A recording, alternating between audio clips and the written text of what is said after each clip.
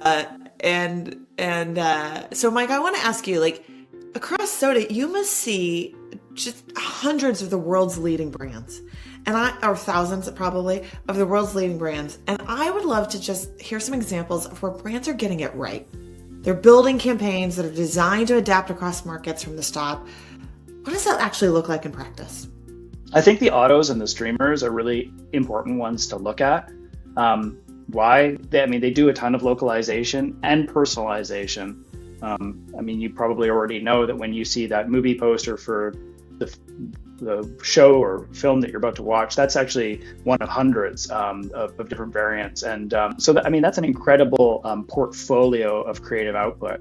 Not to mention auto side, all of the surfaces that you experience in your automobile, the marketing, all the CRM. These are multi-portfolio, multi-surface brands that are experimenting a lot with both their means of production and using data as a backbone. They get the culture of their customers and how they live and work and play and where they do those things.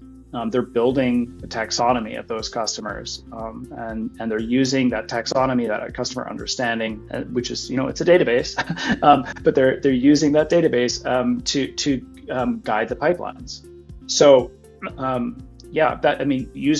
starting with your customer, understanding, like what you would do in a retail environment, hearing what they're saying on the floor, and then systemizing that and then distributing that information globally. You want your pipelines to be kind of very, very pluggable so that you can you have a way of working, but that you can replace tools at a very low cost to improve the quality of the output, whether that, in Matt's case, that's a translation or a cultural nuance, or that's an image model. And across your pipeline, knowing where the governance teams should be stepping in and guiding and steering the work is really, really important. The ways of working has never been more important to get on paper, and that's something that's kind of been locked up we kind of went through the digital transformation era. It's been a lot of that information's been locked up in between people's ears. So getting that out, getting that in code has been actually, I think, a really healthy exercise for a lot of organizations.